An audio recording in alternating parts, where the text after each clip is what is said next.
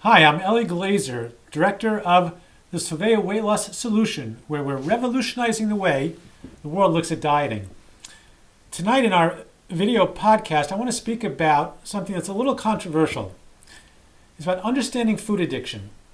I think it's controversial because a lot of people have a difficulty wrapping their brain around the concept of food addiction. Now, certainly we can understand the application of addiction in regards to alcohol, to drugs, to gambling. But most people, when they think of or hear the phrase food addiction, they say it's a matter of willpower, just be stronger, come on. Well, it's not really the same as an addiction. So I think that does a disservice to so many people out there who really struggle and find it difficult to self-define themselves and therefore access the proper road for recovery and for changing that behavior. So let's start with defining our terms and see if we can understand and move forward with this concept, because I think it's really important for all of us to understand what we're dealing with for ourselves or for our loved ones, and really what's a long-term formula for success. Success meaning not just losing weight, but for maintaining a healthy relationship with food. So I define addiction as the following. It's a repetitive behavior with a destructive consequence and an inability to stop on our own. I think it's pretty standard and straightforward. Now, classically, there are two types of addictions. There's an addiction to a process or an addiction to a substance. An addiction to a substance is when we ingest a substance, we have an addictive reaction to it, a compulsive reaction. Alcohol, drugs, nicotine. So that's an addiction to a substance. An addiction to a process is like gambling. The person isn't consuming any substance in their body. However, that behavior triggers the same response in their brain. And it creates that desire, that insatiable desire to repeat it, to have that same endorphins, dopamine, pleasure centers, which are created as a result of that behavior. So, with food, it's actually both. It's an addiction to a substance and also a process. The substance is sugar, refined carbs, right? There is a plethora of studies and reputable reports that have been written and observed that sugar is an addictive substance. It goes to the same part of the brain as cocaine, as heroin, as narcotics, and it creates dopamine, endorphins, serotonin, which are pleasure sensors, which makes us feel good, right? So we all have that feeling when we eat, or we all have that feeling when we drink alcohol. So if that's the case, then what's the difference between an alcoholic and a social drinker? And what's the difference, I would say, between a compulsive eater and a social eater?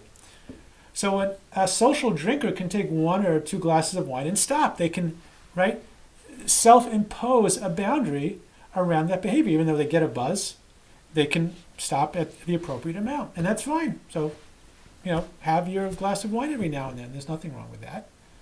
But an alcoholic, you wouldn't say that, because when an alcoholic takes that one glass of wine, then we say they're powerless over that second glass. They can't stop. Second, third, fourth, because it creates such an insatiable desire. It's really like a sensitivity, like an allergic reaction, as it were.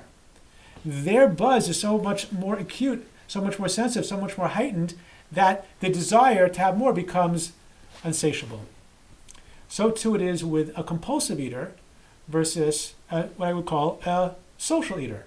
There are people who can take one, piece of chocolate cake or one bite of chocolate. Right? Maybe we know a couple of those people. And that's fine, right? I'm not here to tell everyone in the world never should have a piece of cake again.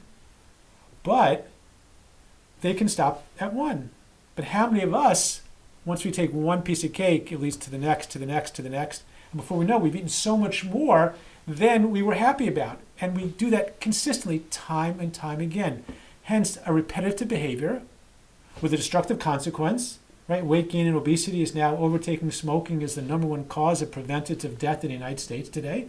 It's the primary causality for heart disease, hypertension, high cholesterol, stroke, diabetes, many forms of cancer, let alone chronic fatigue like apnea, sleep apnea and gout. I mean, we're really killing ourselves with our knives and our forks. So we understand that compulsive eating is just as deadly, is just as harmful as any other addiction out there. But not only that, it really combines both the addiction to a substance, which is the sugar, and also the process. the process of eating, whether we can be binging on fried chicken, we use food as an indulgence, we use food as comfort. The behavior of eating, the act of eating, whether it's indulgent eating or comfort eating or emotional escape, is also creates that same addictive reaction and compulsive tendency. So, the next part we want to talk about is that there are two aspects to an addiction. There's the physical compulsion and also the mental obsession.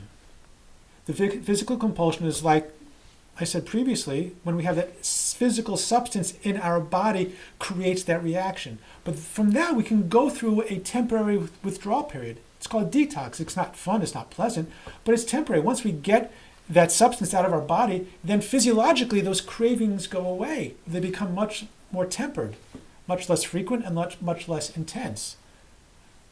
But there's a mental obsession that often takes a lot longer to become dormant and to address. What is that mental obsession? So I say, really, what's the DNA of a craving? What's the real makeup of a craving? It's not just as much the desire, the intense desire to have that pleasure or to engage in that behavior. The real DNA of a craving, of a mental obsession, is the perception of the sadness, of the overwhelming disappointment if we don't have it.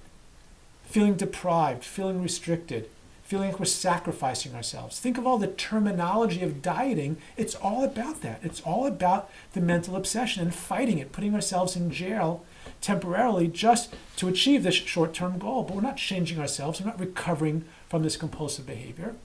So we really need to focus on the mental obsession as well in changing our relationship and our attitude with food as much as ridding ourselves of that physical substance. So now, let's look on the second side of it, which is the recovery aspect of it. Also with food, it's more challenging. You have Ruvain and Shimon. There's two test cases. And Ruvain is an alcoholic and Shimon is a compulsive overeater. So Ruvain is been, drinking compulsively for so long, and now he's in a recovery program and he's doing wonderful. He's being sober for a while. You say, Ruvain, are you sober today? He says, yes, I am. And your response is, that's great. I'm so happy for you. Congratulations. Well, let me ask a follow-up question. Like, what does that mean? What does it mean you're sober today? I mean, it's a pretty simple question. His answer is, I just didn't put my hand on a drink today. I just didn't drink anything. Okay, very straightforward. So now Shimon also has been ruining his life with his obesity and his compulsive eating, and look at his health now. And now he's also recovering from his compulsive eating, and he's what we call abstinent today. He hasn't eaten compulsively. He's eaten appropriately today. And you ask him, Ruben, are you abstinent today from your compulsive eating? Shimon, rather? And he says, yes, I am. So then you ask the same follow-up question that you asked Ruvain. Well, Shimon, what does that mean? If his answer is the same as Ruvain's, well, I just didn't put my hand on food today. I just didn't eat. Well, that would be an inappropriate answer. Why?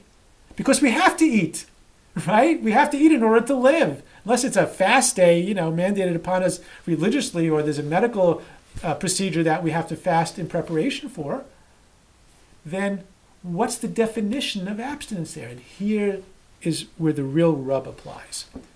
For any other addiction, the definition of sobriety, whether it's with alcohol or drugs or gambling or nicotine or whatever the addiction is, whatever the behavior is, it's called a passive abstention. They just passively abstain from that behavior or that substance. We can't say that with food. We can't just passively abstain from food. We'll die. We have to eat. So therefore, the definition of abstinence for us, of sobriety for us, is what's called a proactive abstinence, as opposed to a passive abstention.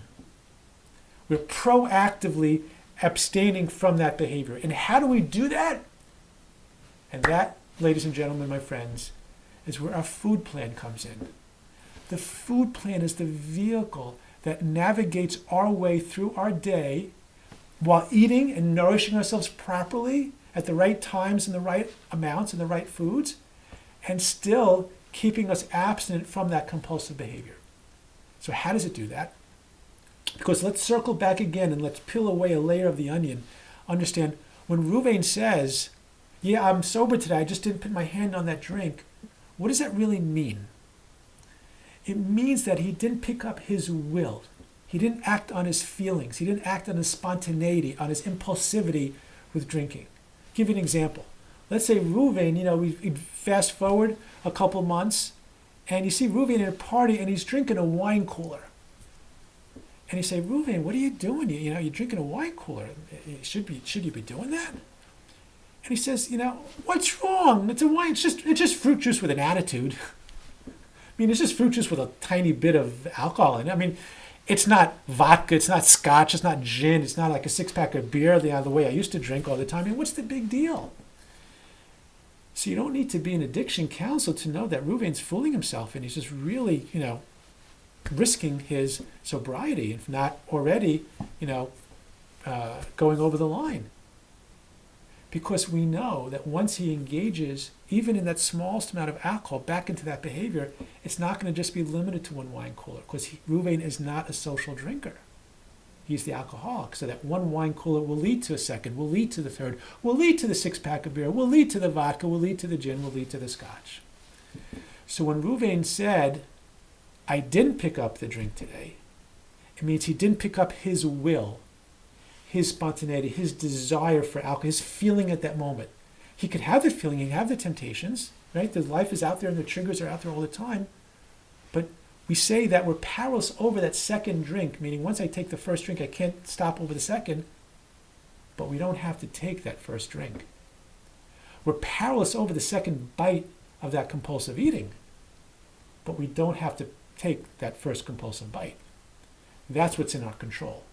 That's the definition of abstinence. So therefore, what the food plan does is it takes away our spontaneity while still engaging in eating.